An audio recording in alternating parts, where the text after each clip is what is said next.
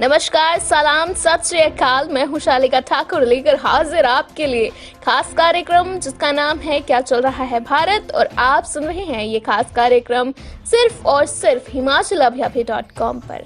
तो आपके लिए लेकर आती हूँ मैं हर एक अपडेट जो आपके लिए जानना जरूरी है, हर वो अपडेट जो आपके लिए बहुत ज्यादा अहमियत रखती है।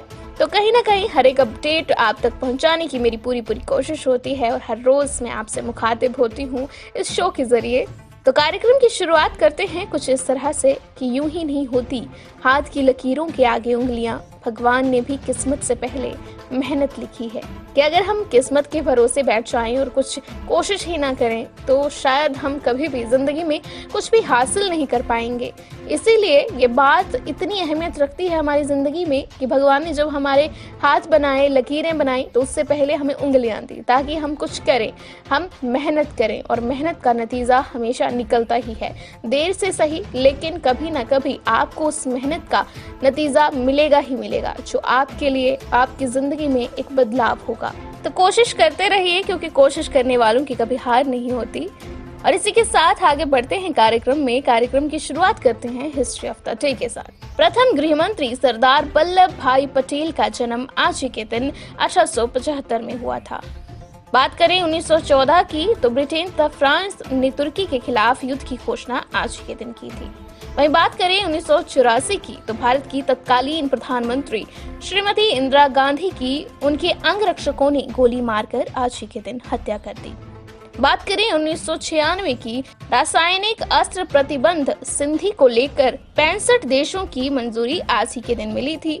बात करें 2005 की तो भारत की प्रसिद्ध लेखिका अमृता प्रीतम का निधन भी आज ही के दिन हुआ था। तो ये थी इतिहास के कुछ खास पहलू जिनसे रूबरू मैंने आप सबको करवाया और जो कि हमारे लिए जानना बहुत ज्यादा जरूरी हो जाता है कि इतिहास में क्या कुछ घटनाएं हुई हैं, क्योंकि अगर आगे बढ़ना है तो अपने इतिहास से जुड़े रहना भी जरूरी है, क्योंकि कहीं ना कहीं हमारा अस्तित्व जो है हमारे इतिहास से जुड़ा हुआ है। तो चलते हैं अब आज की टॉप 7 न्यूज की तरफ। और क्या कुछ आज की टॉप 7 न्यूज उसके बारे में बात करते हैं, आपको बताते हैं क्या कुछ खास है आज की टॉप 7 न्यूज में। बाजारों में घूमने और मास्क न लगाने वाले कर रही हैं बड़ी चूक। जैसे जैसे कोरोना काल आगे बढ़ता जा रहा है, लोगों की लापरवाही भी बढ़ती जा रही है।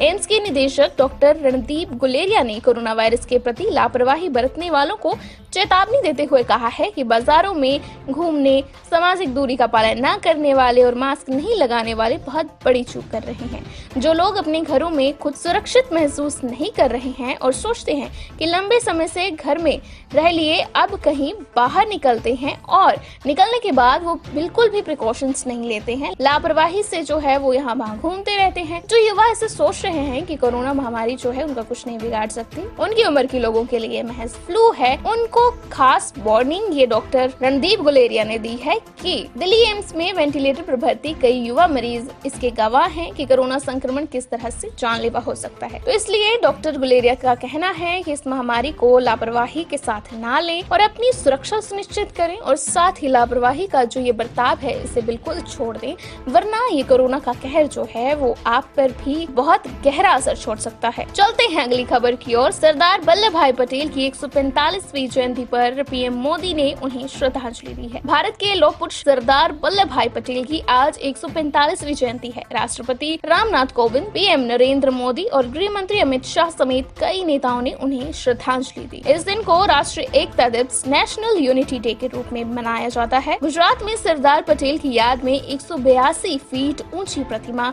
स्टैचू ऑफ यूनिटी बनाई गई है। सरदार पटेल देश के पहले उप प्रधानमंत्री और गृह मंत्री रह चुके हैं। उन्होंने भारत के एकीकरण में महत्वपूर्ण भूमिका निभाई थी। पीएम मोदी ने ट्वीट कर सरदार पटेल को श्रद्धांजलि दी। पीएम ने लिखा, राष्ट्रीय एकता और अखंडता के अग्रदूत लौह पुरुष सरदार वल्लभ भाई पटेल को उनकी जन्म जयंती पर विनम्र श्रद्धांजलि। वही बात करते हैं अगली खबर की, जो कि हिमाचल प्रदेश से संबंधित है। हिमाचल प्रदेश में कोरोना का कहर जारी, कोरोना संक्रमण से 2 की गई जान। हिमाचल प्रदेश में कोरोना संक्रमण से होने वाली मौतों का आंकड़ा लगातार बढ़ता जा रहा है। इस आंकड़े में लगातार इजाफा होता जा रहा है। ताजा मामले में मेडिकल कॉलेज नेरचौक में 2 कोरोना संक्रमण जो हैं वो उन्होंने कोरोना संक्रमण से जंग हार दी है और उनकी मौत हो गई है। इसमें एक 66 वर्षीय व्यक्ति कुल्लू जिला, दूसरा 52 वर्षीय व्यक्ति मंडी जिला का रहने वाला है। सीएमओ मंडी डॉक्टर देवेंद्र शर्मा ने जानकारी देते हुए बताया कि सुबह मेडिकल कॉलेज के नेरचौक में कोरोना संक्रमण के चलते 2 लोगों की मौत हो गई। एक 66 वर्षीय कुल्लू जिला के भूंतर का रहने वाला था और दूसरा 52 वर्षीय व्यक्ति मंडी जिला के पुरानी मंडी का रहने वाला था। उन्होंने कहा कि दोनों संक्रमितों को 30 अक्टूबर को मेडिकल कॉलेज नेरचौक में भर्ती किया गया था। उन्होंने कहा कि दोनों संक्रमित विभिन्न बीमारियों से ग्रसित थे और इनके अंतिम संस्कार की प्रक्रिया को अंतिम रूप दिया जा रहा है। उन्होंने कहा कि मंडी जिला में अभी तक कोरोना संक्रमण के चलते 39 लोगों की मौत हो चुकी है।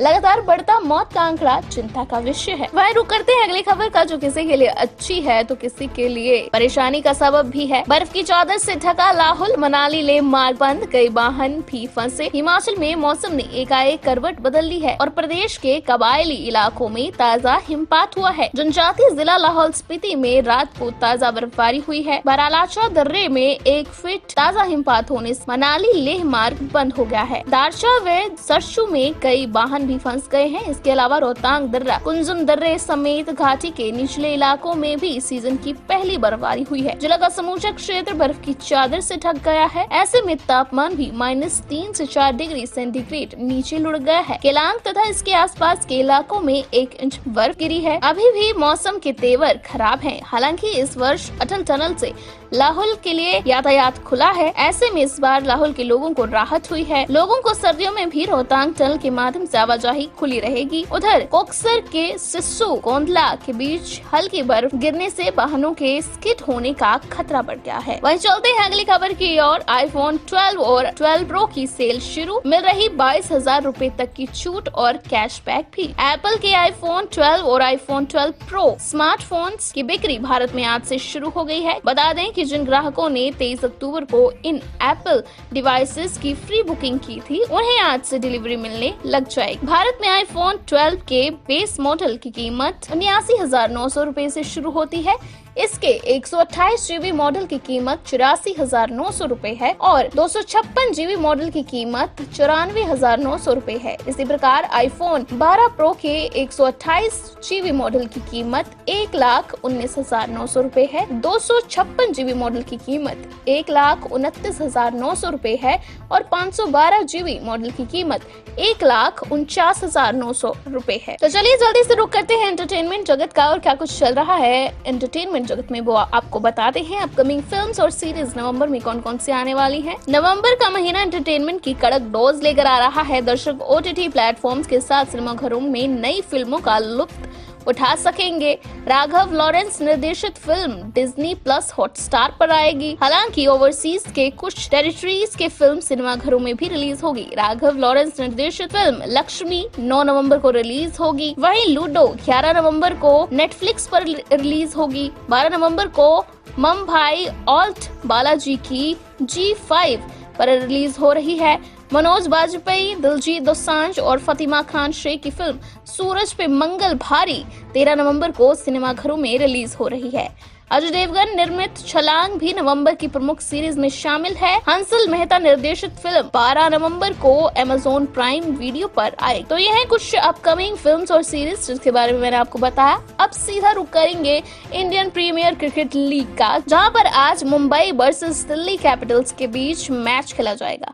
मुंबई की टीम 12 मैचों में 8 मैच जीतकर अंक तालिका में पहले स्थान पर है। वह प्लेऑफ में क्वालिफाई कर चुकी है। दिल्ली की टीम 12 में से 7 मैच जीतकर तीसरे स्थान पर है। टूर्नामेंट में दोनों टीमों के बीच पहला मुकाबला हो चुका है। मुंबई ने इस मैच में दिल्ली को 5 विकेट से हराया था। मुंबई इंडियंस और दिल्ली कैपिटल्स के बीच ये मुकाबला 51वां मुकाबला दुबई में खेला जाएगा। तो चलिए अब वक्त भी हो रहा है बहुत तेजी से और हमारे पास वक्त की कमी है। इसी के साथ अंतिम सेगमेंट की तरफ बढ़ते हैं और आपको बताते हैं आज का खास ज्ञान।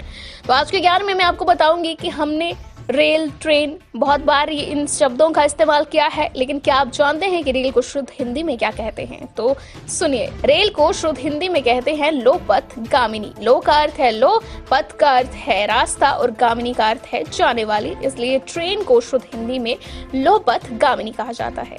तो इसी के साथ आज का कार्यक्रम क्या चल रहा है भारत यहीं पर होता है समाप्त। दीजिए मुझे इजाजत, क्योंकि कल फिर से आपसे मिलेंगे इसी शो में जिसका नाम है क्या चल रहा है Bharat. Ophthalmology, pathology, medicine, anaesthesia और डेंटल जैसी अत्याधुनिक और बेहतरीन चिकित्सा सुविधाएं, 24 घंटे इमरजेंसी सुविधा, 9 बेड के साथ critical care unit, cardiac monitor और डिफिब्रिलेटर्स, सेंट्रल ऑक्सीजन लाइन और वेंटिलेटर सुविधा।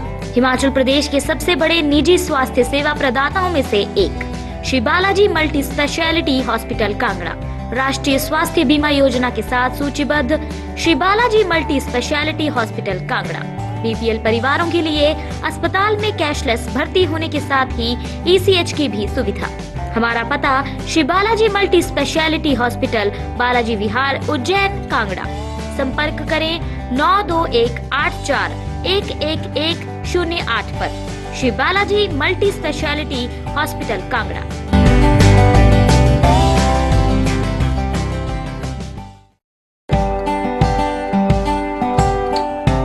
Shri Balaji multi speciality hospital Kangra, जहां आपको एक ही छत के नीचे मिले बेहतरीन चिकित्सा सुविधाएं, cardiology, laparoscopic, general surgery, neuro surgery, orthopaedics, paediatric, radio diagnosis, urology, gastroenterology.